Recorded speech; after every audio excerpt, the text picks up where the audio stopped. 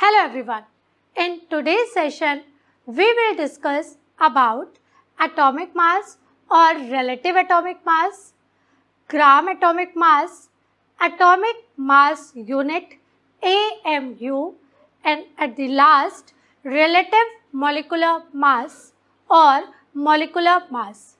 So first of all, look at the two topics. That one is relative atomic mass or atomic mass and relative molecular mass और molecular mass.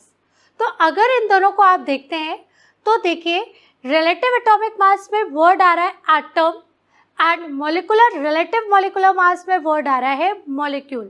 It means atomic mass में हमें find करना है atom का मास और molecular mass में हमें find करना है मॉलिक्यूल का मास. सो सबसे पहले हम ये देख लेते हैं कि एटम और मॉलिक्यूल में क्या डिफरेंस है. तो सबसे पहले हमने अगर एक पेपर लिया और उस पेपर को स्मॉलर पार्टिकल्स में हम कट करते गए, मतलब उस पेपर को हमने कट करना स्टार्ट किया और हम उसको तब तक कट करते रहे जब तक कि हम उसे कट कर सकते थे.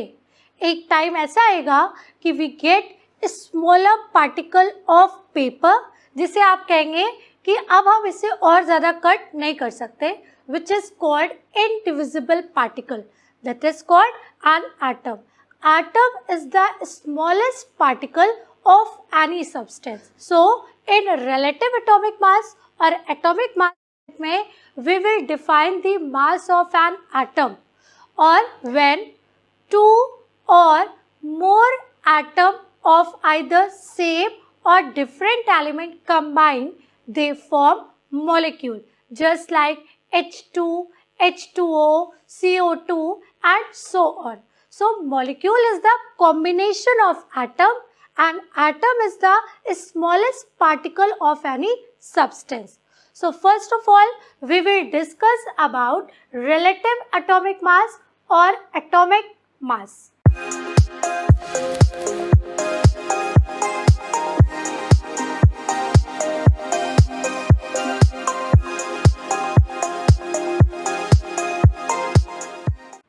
So, इसको समझने के लिए एक एग्जाम्पल लेते हैं. अगर आप मार्केट में जाते हैं और मार्केट में आप शुगर परचेज करना चाहते हैं तो आप क्या कहेंगे, आप कितनी शुगर परचेज करेंगे. आपको शुगर परचेज करने के लिए कोई ना कोई क्वांटिटी तो बतानी होगी ना, ठीक है. तो जब आप 1 किलोग्राम शुगर परचेज करते हैं तो क्या होता है, एक बैलेंस होता है. बैलेंस में 1 किलोग्राम शुगर होती है और इस 1 किलोग्राम शुगर को रिलेट किया जाता है 1 किलोग्राम के वेट से. तो अब हम ये तो नहीं कह सकते कि शुगर का वेट हमने सेपरेटली फाइंड किया है. It is a relative weight जिसको हमने 1 केजी के वेट से कंपेयर करके देखा है कि that is 1 kilogram of sugar. तो उसी तरीके से आपने शुगर को जैसे मेज़र किया 1 किलोग्राम ऑफ शुगर. बट अगर हम आपसे कहते हैं कि शुगर के एक क्रिस्टल का वेट बताइए, शुगर का एक क्रिस्टल उठा के अब अगर हम इसका वेट मेज़र करना चाहें तो क्या ये पॉसिबल है. क्या हम इस बैलेंस में एक शुगर के क्रिस्टल को रख के उसके मास को डिफाइन कर सकते हैं. सो नो, किलोग्राम के रिस्पेक्ट में इस क्रिस्टल का मास बहुत बहुत कम है. सो अब हम उससे उसको मेज़र नहीं कर सकते. उसी तरीके से एटम्स जो हैं वो तो शुगर के एक क्रिस्टल से भी क्या है, स्मॉलर. तो हम एटम के मास को भी इस किलोग्राम या फिर ग्राम की यूनिट से डिफाइन नहीं कर सकते. 1860s में जब साइंटिस्ट ने एटम्स के मास को डिफाइन करना स्टार्ट किया, उस टाइम पे हमारे पास ऐसी कोई भी डिवाइस नहीं हुआ करती थी कि हम इतने स्मॉलर पार्टिकल के मास को डायरेक्टली मेज़र कर सकें. तो साइंटिस्ट ने एक इनडायरेक्ट टेक्निक ली जिसकी हेल्प से हमने एटम्स के मास को मेज़र किया.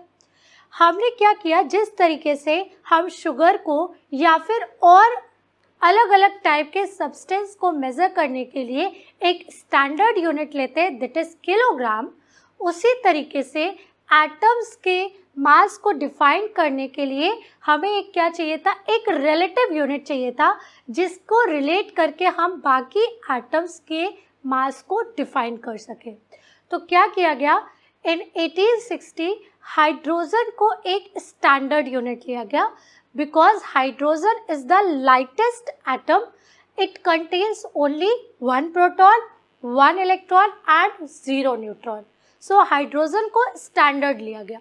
बट हाइड्रोजन जो है वो गैस थी जो कि एस्केप भी हो सकती है. इस वजह से हाइड्रोजन को स्टैंडर्ड यूनिट के फॉर्म में ना लेके 1961 में साइंटिस्ट ने एक स्टैंडर्ड यूनिट ली, that is carbon 12.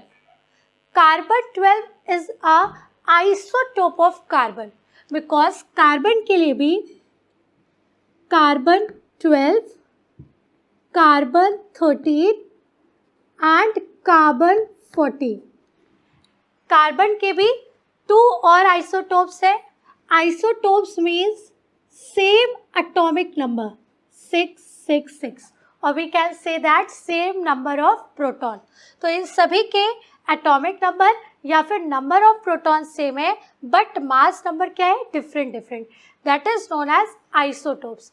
So carbon 12 को एक स्टैंडर्ड यूनिट के फॉर्म में लिया गया due to its existence, due to its reactivity because it neither least reactive nor highest reactive. मतलब बहुत कम रिएक्टिव भी नहीं है और बहुत ज़्यादा रिएक्टिव भी नहीं है. साथ में इनके जो 2 और आइसोटोप्स हैं वो ट्रेसेस में, मतलब हम कह सकते हैं कि अप्रॉक्सीमेट 98% जो नेचर में है वो कार्बन 12 ही है और 2% अप्रॉक्स जो है वो हमें इनके आइसोटोप्स मिलते हैं. और साथ में इनके जो न्यूक्लियोइड्स हैं वो भी एक होल नंबर है, जिसकी वजह से इस कार्बन 12 को एक स्टैंडर्ड यूनिट लिया गया और इसका रिलेटिव, इसी का कंपैरिजन करके हमने बाकी एटम्स का क्या किया, मास डिफाइन किया. क्लियर? तो अब क्या हुआ, एक बैलेंस लिया गया. इस बैलेंस में एक साइड पे रखा गया कार्बन 12 और दूसरे साइड में रखा गया कार्बन 12. दोनों का मास सेम होगा क्योंकि सेम है ना, कार्बन 12 कार्बन 12. अब अगर हम बैलेंस के एक साइड के कार्बन 12 को 12 स्मॉलर यूनिट्स में डिवाइड कर दें, इक्वल यूनिट्स में.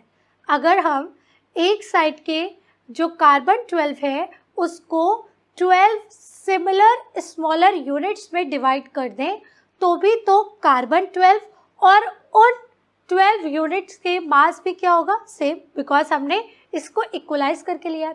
तो ये जो कार्बन 12 की 12 यूनिट्स हैं इन्हें हमने लिया एक स्टैंडर्ड यूनिट के फॉर्म में और इसके रिस्पेक्ट में हमने बाकी सारे एटम्स के मास को फाइंड किया गया. This is known as relative atomic mass because हम क्या कर रहे हैं, एटम्स के मास को एक कंपैरिजन में फाइंड कर रहे हैं. सो हम एटॉमिक मास को क्या कह सकते हैं, रिलेटिव एटॉमिक मास. सो अगर हम कार्बन 12 की इन यूनिट के रिस्पेक्ट में ऑक्सीजन एटम को मास को फाइंड करते हैं तो क्या होगा, एक बैलेंस है. बैलेंस में एक साइड में हमने लिया हुआ है ऑक्सीजन एटम, दूसरी साइड में हमने इसके क्या लिए हुए, कार्बन 12 की 12 यूनिट्स. तो ये देखा गया कि जो ऑक्सीजन एटम है वो कार्बन 12 की 12 यूनिट के रिस्पेक्ट में क्या है, हैवी है. तो हमें क्या चाहिए था, we need another extra carbon 12 unit. अब हमें और कार्बन 12 की यूनिट चाहिए थी. सो इसमें हमने 4 यूनिट्स और ऐड की. सो क्या हुआ, ऑक्सीजन एटम का मास और यूनिट के मास के क्या हो गया, इक्वल. तो we get the mass of oxygen atom that is equal to 16. So we can say that mass of oxygen atom is equal to 16 into 1/12 of the mass of 1 carbon 12 atom. क्योंकि oxygen के एक atom को मास को equalise करने के लिए we need 16 units of carbon 12 atom. इसलिए तो अब हम लोग, this is known as relative atomic mass और we can say that relative atomic mass is the number that defines how many times an atom is heavier than the mass of 1/12 of the mass of 1 carbon 12 atom. ये जो 16 है वो ये 16 number इस बात को represent करता है कि ऑक्सीजन का 1 एटम 16 टाइम हेवियर है. किससे हेवियर है? 1/12 of the mass of 1 carbon 12 atom. Clear? इस तरीके से if we want to measure the mass of sodium atom, so sodium के 1 एटम को हमने बैलेंस के वन साइड रखा, देन कार्बन 12 की 12 यूनिट को सेकेंड साइड में रख दिया. हमने क्या देखा कि जो सोडियम का 1 एटम है that is heavier than the 12 unit of carbon 12 atom. इसका मतलब अब हमें इस एटम के मास को डिफाइन करने के लिए कार्बन 12 की और एक्स्ट्रा यूनिट्स चाहिए. तो जैसे ही हमने उसमें और एक्स्ट्रा यूनिट को मिक्स किया, हमने देखा कि जैसे ही वो यूनिट 23 हो गई, उस टाइम पे ये जो सोडियम का एटम है वो 23 कार्बन 12 की यूनिट्स के क्या हो गया? Equal. So we can say that mass of sodium atom is equal to 23 into 1/12 into mass of 1 carbon 12 atom. Clear? तो अब सोडियम एटम क्या है? वो 23 टाइम्स हैवी है. किससे? 23 times heavier than 1/12 of the mass of 1 carbon atom.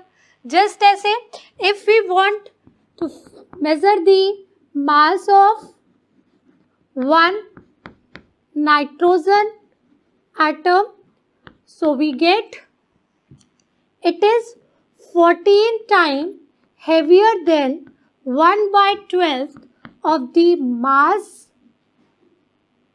of 1 carbon 12 atom. So जो relative atomic मास है वो ये डिफाइन करता है कि एक एटम की 1 एटम कितने टाइम्स हेवियर है 1/12 of the mass of 1 carbon 12 atom. अब देखिए कि ये वाला जो पार्ट है इसको हमें क्या करना पड़ रहा है? बार बार रिपीट करना पड़ रहा है. तो इस पूरे पार्ट को हम एक शॉर्ट फॉर्म में ले सकते हैं, that is known as atomic mass unit, क्योंकि यही तो एक स्टैंडर्ड यूनिट है जिससे हम क्या कर रहे हैं? बार बार हर एक एटम के मास को डिफाइन कर रहे हैं. सो हम इसको क्या कह सकते हैं? एटॉमिक मास यूनिट, और शॉर्ट में इसको लिख सकते हैं AMU. और प्रेजेंट टाइम में इस AMU को और शॉर्ट फॉर्म में डिफाइन किया गया है, that is U and called as unified mass. Clear? So अब हमको अगर बताना है mass of oxygen atom, so it is equal to 16 AMU और 16 U. Mass of sodium atom, so it is equal to 23 AMU or 23 U. When we define the mass of nitrogen atom, so it is 14 AMU or 14 U. Clear? So atomic mass unit is equal to 1/12 into mass of 1 carbon 12 atom. तो अगर हमें 1 carbon 12 atom का मास पता हो तो हम क्या find कर सकते हैं? AMU का वैल्यू फाइंड कर सकते हैं. तो जैसे ही हमें AMU की वैल्यू पता चल जाएगी, हम हर एक एटम के मास की एग्जैक्ट वैल्यू फाइंड कर सकते हैं. 16 इंटू AMU की वैल्यू लिख देंगे तो हमें directly mass of oxygen atom, पता चल जाएगा. Clear. So this AMU defined relative atomic मास. हमेशा याद रखिए कि अगर AMU यूनिट यूज हो रही है या फिर U यूनिट यूज हो रही है तो it means we define the relative atomic mass, क्योंकि हम इससे रिलेट करके एटम के मास को डिफाइन कर रहे हैं. तो उस टाइम तो हमारे पास ऐसा कोई डिवाइस नहीं था जिसकी हेल्प से हम इतने स्मॉलर पार्टिकल के मास को डिफाइन कर सकें. But in the modern time हमें एक डिवाइस मिला जिसका नेम है मास स्पेक्ट्रोमीटर, जिसकी हेल्प से हम स्मॉलर पार्टिकल के भी मास को डिफाइन कर सकते हैं. और उसकी हेल्प से हमने मेज़र किया mass of 1 carbon 12 atom that is equal to 1.99 into 10 to the power -23 gram. So अगर हम AMU की वैल्यू को डिफाइन करते हैं, so 1/12 into 1.99 into 10 to the power -23 gram. And when we solve this equation, we get 1.66 into 10 to the power -24 gram. So the value of AMU is equal to 1.66 into 10 to the power -24 gram. अब इसकी help से अब अगर हम इस value को लेके हर AMU में इसकी वैल्यू को पुट कर दें, so we get exact mass of an atom. Clear. अब ये जो वैल्यू हमने लिखी है 1.66 into 10 to the power -24, it is also equal to 1/Na. This Na is Avogadro's number which is equal to 6.023 into 10 to the power 23. So इस value को लिखें या फिर हम 1/Na इसके प्लेस में लिख दें. सो 1/6.023 इंटू 10 टू द पावर 23. तो this is all about atomic mass unit and relative atomic mass. For more information, download the app now from Google Play Store.